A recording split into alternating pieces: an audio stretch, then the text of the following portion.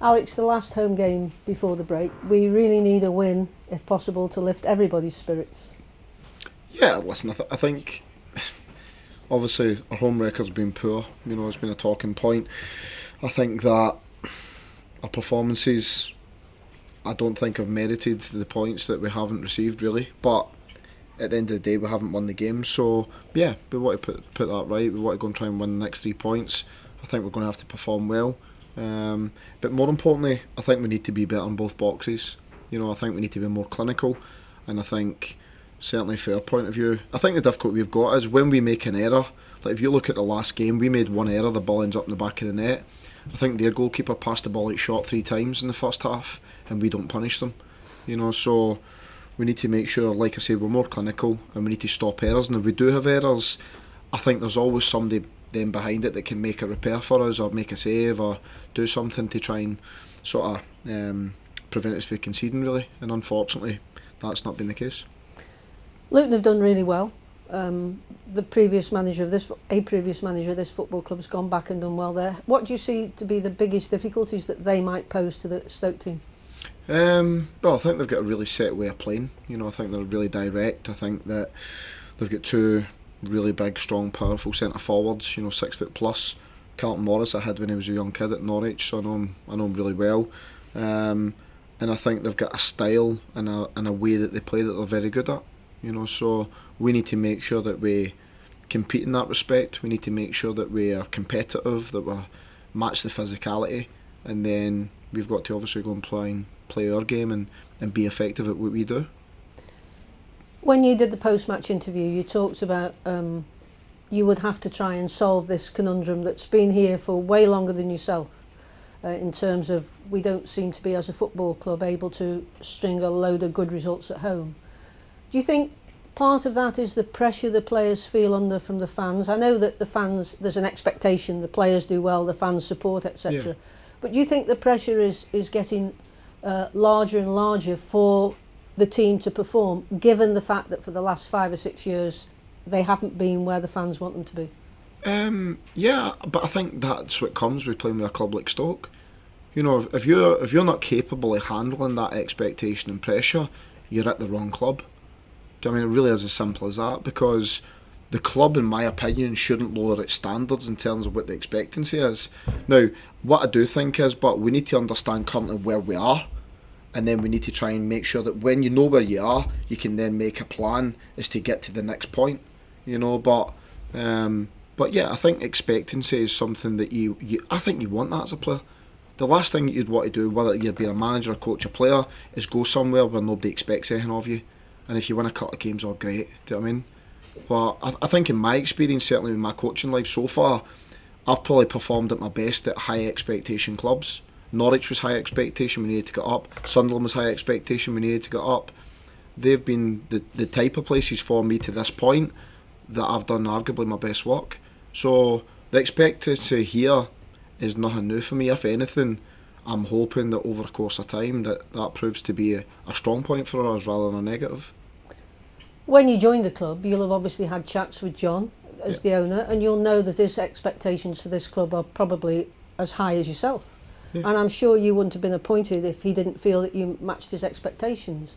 Now you've spent some time with the players, and there are a lot of young players and there are a lot of players on loan at this football club. Yeah.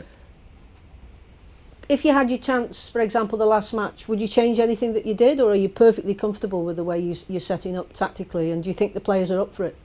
I think the players are up for it. I think if you look at the both goals we conceded, both of them are individual errors. Is there things I would change in the game? Of course. Because when you lose a game, there's always something you can change. I'm certainly not the type of, in fact, if anything, I'm the opposite. I look at my performance first. And there is certain elements I would maybe do differently. But that's with the benefit of hindsight. And I thought that when we did get the goal, I thought we rallied. I thought we could have potentially got another one. I thought again, but we made a couple of bad decisions in final third areas when we get into really good promising positions. But yeah, I'll always analyse the team, how we play, and even sometimes when we win, I'll think that I probably could have done maybe something different. I could have maybe improved that area. So yeah, the simple fact is when you win, draw, loss, it's a collective. It can't be an individual. It can't be solely down to one player. It can't be solely down to one coach. It can't be solely down to whatever. Because the simple fact is, if we didn't make individual errors, the worst case scenario is we get a point out of the game. But when we do make individual errors, can your mate bail you out? Do you know what I mean? Can somebody get back and recover and make a tackle? Can you win a header when it's vital? Can you make a save when you need to? You know, and I think at the moment they're the bits that, unfortunately for us, we've not done well enough. But I thought you could see the appetite and the fight for the players in the last game. I don't think that was questioned, in my opinion. I thought the players fought to the last minute, and it wasn't enough in the day. But I'm not naive. We need to make sure we try and win some games. But I'll be honest with you. See, when you've managed as many games as I have now, the pressure externally is nowhere near the pressure that I put on myself and the expectancy that I put on myself for us to try and win and be good in games. Do you know what I mean? Because I've been doing this a long time now, and I expect going into every match that we should be better than we should win. And when we don't, I feel as if I need to do better. That's always the case. And I'm sure that when you, because of the experience you've got, when you go into a dressing room and when you're training with these players, you see the players every day. The fans don't. They will always pick the odd player differently, but you see them every single day. You must now, knows is probably the wrong word, but you must have a sense of those players that will fight to the death and those are great on a good day, those that aren't so good on a bad day. Given the situation that the fans perceive Stoke are in at the moment, and they haven't even bottomed out from when they left the Premier League, or a lot of fans feel, do you think you've got the players within the squad that can get us out of this mini slump? Definitely, yeah. I don't think the performances, Ange, in my opinion, I know people will be sick of hearing this, right, because they don't care, they just want you to win, but I've got to analyse performance, that's my job. So the fact is, I don't think that we've performed really. I think if we've been performing really, really poorly and losing, that'll be more cause for concern for me, because not only do I need to fix the mentality, I need to fix the process, I need to fix how we play, and then fix the result. Do you know what I mean? I think at the moment, if we can stop making silly decisions at crucial times in games, we give ourselves a chance. Like for instance, Wigan, I didn't think we made that many errors, and we get the goal and we win the game. Wigan arguably for me is the poorest we've played in the last 6 games, and we win. Do you know what I mean? So we just need to get to the point where we stop making stupid errors, and then when that happens, it'll always give us a chance of getting results. But unfortunately at the moment, we've done that far too often just now. So hopefully tomorrow we'll be in a better place, we'll make better decisions, and we'll give ourselves a chance. And finally, on your role as coach, manager, you're in a very difficult position, because when you go in to talk to players, you've got to always have this mood of optimism, because the last thing a player wants is a negative coach. How hard is it for you personally, because I know I've seen you when we lose, you like everybody else, you're not happy. How difficult is it for you on some occasions to go in there and right, okay, let's get up for the next game? Not even one bit, if I'm being brutally honest. I take a night to reflect in the game. I'm naturally disappointed, frustrated, angry sometimes, depending on what I've seen.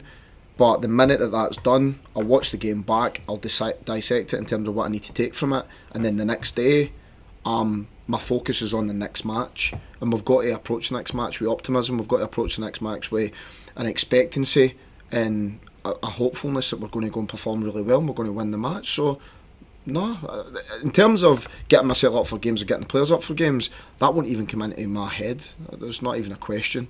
I mean, I'd like to think I'm relatively steady in terms of how I behave. See, particularly when the one thing that I can't handle, that I really struggle with, and it would probably take me longer to go over, if there's a perceived lack of effort. If I see lack of effort, we get outrun, we get outworked, we get out sort of battled, that's the bit that I'd probably struggle with most. I haven't seen that. Now, people might disagree with that. I haven't seen that. I think our players are fighting tooth and nail for every ball and they're doing their best. Have they made mistakes? Yeah, they have. But it's part and parcel of the game. Our problem is we haven't recovered and we haven't bailed each other out when the mistakes have came, and they've cost us dearly. But in terms of belief in the next game, I'm more than confident that tomorrow we can go out there and perform extremely well and win. More than confident. And the players probably were training yesterday and today. How are they? Have they trained well? Yeah, listen, naturally with players, what happens is they're not silly in terms of they understand if performance is on a par, whether they think we're good enough to win games playing this way and playing the way we have been, or if they think that we're not been playing well enough. But results will all have as a big factor in terms of how they feel, because at the end of the day, that's what we play for. We play to win. We don't play to be pleasing on the eye. We don't play to try and just entertain and then go home and we've lost the match. We play to win. So yeah, I think you could probably say confidence is a little bit fragile, but you would expect that. And arguably, if it's not, you'd probably question what our motivations are then, really. So, but the way I look at it, that should drive you even more to fix the next one. Do you know what I mean? Don't feel sorry for yourself. Do you know what I mean? The simple fact is the next game's an opportunity to fix it, and we need to be extremely determined to go and do that. And the players that played, any knocks at the weekend? Listen, I think, what's that now? 3 in the bounce. Well, this will be the 4th game in the bounce we've played in really quick succession. So I understand the bit that you said earlier in terms of maybe fans maybe change this player or change that player, but I thought you were spot on when you says they don't know the dynamics. The problem we've got is we've got some players coming back that haven't had a lot of training, and they've went and maybe done 2, 3, 4 games in the bounce, and you can see them naturally starting to fatigue and they're tired.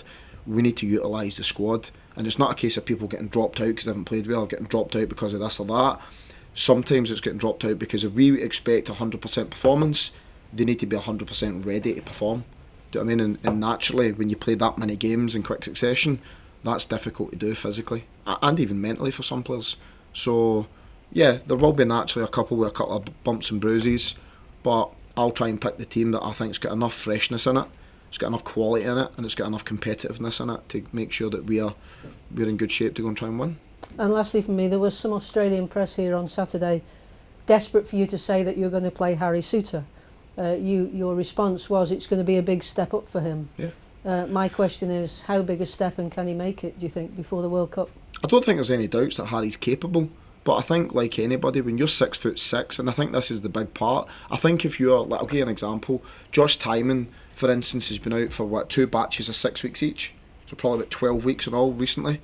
But Josh Tymon's quite small, he's nimble, I mean, he's naturally a really fit lad.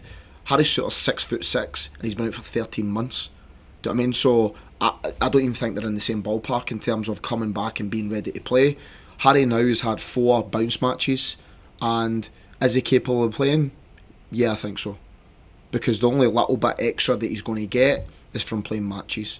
Do you know what I mean? That really is as quite straightforward as it is. I would never commit to saying that any player's playing to anybody, irrespective of whether for Australia or whether for wherever. It doesn't make any difference. So the fact is, I'll pick the team that I think's most ready and willing to try and win us the game.